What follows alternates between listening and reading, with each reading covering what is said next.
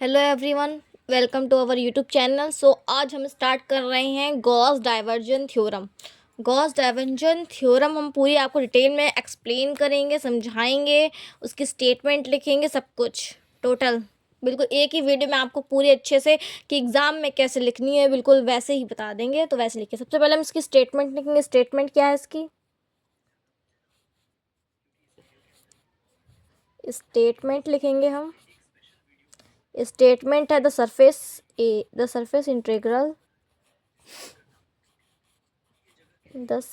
Integral of the normal sorry component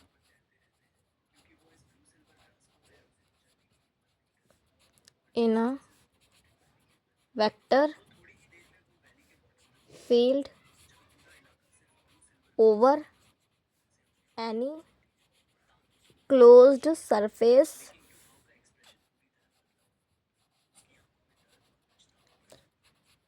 is equal to the volume integral of the divergence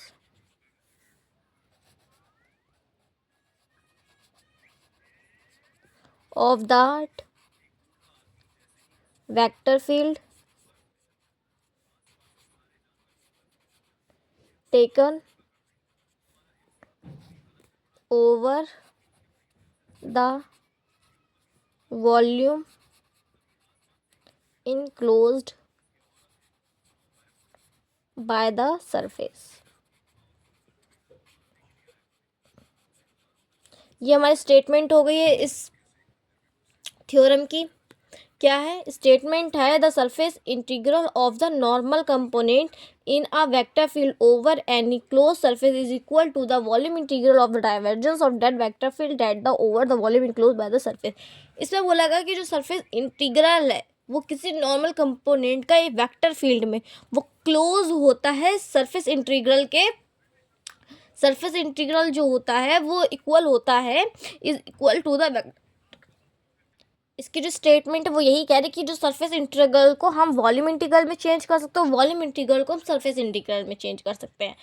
तो एक और हम short में लिख देते हैं the volume integral of the divergence of the vector field. जो वेक्टर फील्ड है can be converted into surface integral. ये देखिए हमने एक डायरेक्ट जो पॉइंट है वो भी लिख दी। क्या बोला गया? जो वॉल्यूम इंटीग्रल है, वॉल्यूम इंटीग्रल ऑफ डाइवर्जेंस का जो वॉल्यूम इंटीग्रल है किसी भी वेक्टर फील्ड में वो उसको हम कन्वर्ट कर सकते हैं सरफेस इंटीग्रल में। सरफेस इंटीग्रल में तो उसको कर सकते हैं। तो ये हम डायरेक्ट जो लिख रहे हैं वो आप डायरेक्ट अपने पेपर में उठा के लिख सकते हैं। बिल्कुल सही एग्जाम पॉइंट ऑफ व्यू से लिखवा रहे हैं। अब इसकी मैथमेटिकल एक्सप्रेशन लिखेंगे।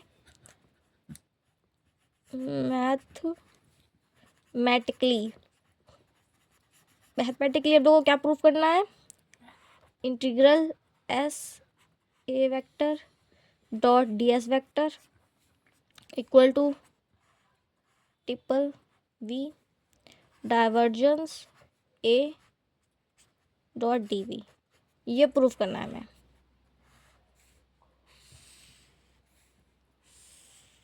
ये एक्सप्रेशन लिखेंगे। देखिए सरफेस में क्या होता है? लंबाई होती है। सरफेस मतलब पूरा एरिया जो है उसमें लंबाई एक लेंगे। वॉल्यूम में तीन होते हैं ना, लेंथ, ब्रेथ और हाइट। तो वॉल्यूम में तीन हमने इसलिए एंट्री कर ली, यहाँ पे एक लिया है। तो ए वेक्टर जो है वो किसी भी सरफेस एरिया उसका डिफ्रेंसिएशन करेंगे उसके सरफेस में, फिर डाइवर्जेंस ऑफ ए वेक्टर है और उसका वॉल्यूम में करेंगे इंटीग्रेशन। प्रूफ लेते हैं अब उसका प्रूफ सबसे पहले हम लेट सपोज कर लेंगे एक हमारे पास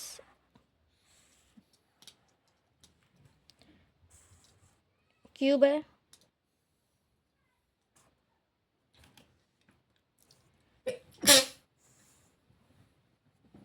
क्यूब हमने ड्रॉ करा है। ये देखिए क्यूब हमने ड्रॉ करा, इसकी वॉल्यूम वी है, सरफेस एस है। ठीक है, ये क्यूब हमने ड्रॉ करा है जिसकी वॉल्यूम वी है, सरफेस ए है। तो हम सपोज करेंगे यहाँ पर, suppose a finite volume we is enclosed. जो हमने इसमें बनाया है उसी को हम इंग्लिश में लिख देते हैं, बस उसके जो भी लेट करा वो सब लिखना है। Enclosed bye a closed surface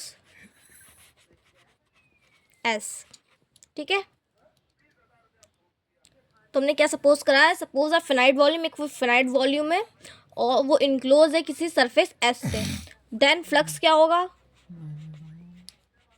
जो फ्लक्स होगा वो होगा S A vector dot D S vector. Equation number 1 हमने लेट कर लिए। अब आगे का हम आपको दिखाते हैं। तो हम फिर से सपोज करेंगे,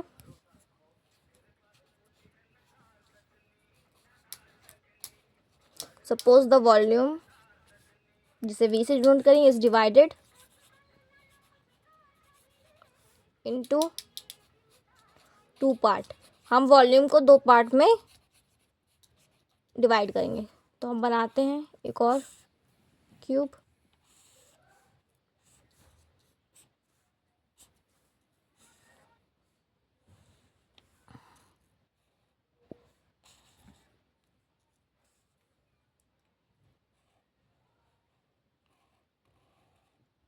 ये हमारा एरिया है, ये वॉल्यूम 1, ये वॉल्यूम 2, ये सरफेस 2, ये सरफेस 1। ठीक है, तो ये हमने डिवाइड कर दिया पूरा। अब देन फ्लक्स कितना आएगा, देन फ्लक्स आएगा, फ्लक्स थ्रू द सरफेस 1 पे फ्लक्स आएगा हमारा S1 A vector dot D S 1 vector. यही S2 सरफेस के लिए क्या आएगा, S2 A vector dot D S 2 vector. ये हमारा आ गया। देखिए ये ऐसे लिखना है आपको, बिल्कुल है। अब इसके आगे हम लिखेंगे टोटल फ्लक्स कितना होगा, total flux S A vector dot D S vector equal to S1 vector A vector dot D S vector plus S2 vector A vector dot D S vector. Equation number 2 let करेंगे इसको। अब इसके आगे हम क्या करेंगे, now if the volume V is divided into large number of parts, कि volume को हम लार्ज नंबर ऑफ पार्ट्स में डिवाइड करेंगे, V1 V2 V3 up to infinity. तो हमारे पास जो फ्लक्स है वो आएगा S A vector dot D S vector equal to S1 A vector dot D S 1 vector. देखिए एन तक का तो हम इसको एन तक कर देंगे, plus S2 A vector dot D S 2 vector up to plus SN A vector dot D S N vector. ये आ गया। अब समेशन के टर्म में हम कैसे लिखेंगे फ्लक्स को, कि फ्लक्स इक्वल टू समेशन का sign N I equal to 1 integral S I A vector dot D S N vector. तो ये मैंने समेशन की टर्म में लिख दिया है, ठीक है, समेशन की टर्म में लिख दिया। अब क्या करेंगे हम, I V I is multiply and divide. V I से हम मल्टीप्लाई और डिवाइड कर देंगे। फ्लक्स हमारा यहाँ पे क्या था, ये है, मैं पहले भी निकाला तो यही है, यहाँ पे हम लिख देंगे फ्लक्स का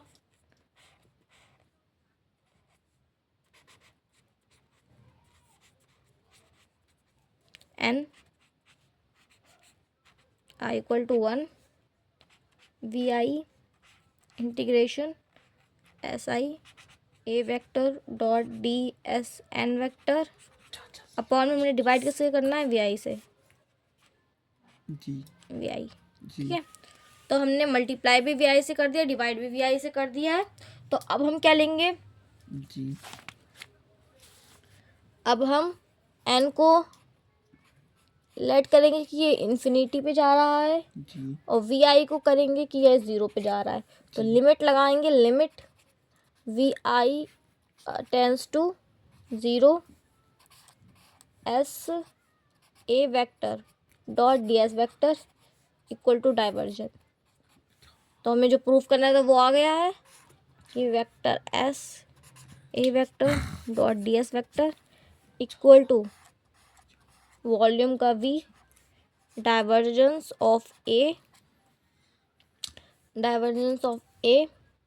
vector dot D V vector.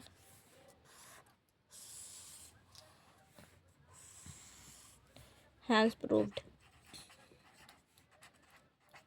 तो मैंने जैसे स्टेप बाय स्टेप करी है गॉस डाइवर्जेंस थ्योरम, आप लोग भी वैसे ही बिल्कुल कर सकते हैं। एग्ज़ाम में पूरे मार्क्स आएंगे। ये मैंने बहुत ही अच्छे से डिटेल में आप लोगों को बता दिए गॉस थ्योरम। चलिए मिलते हैं नेक्स्ट वीडियो में। Bye bye.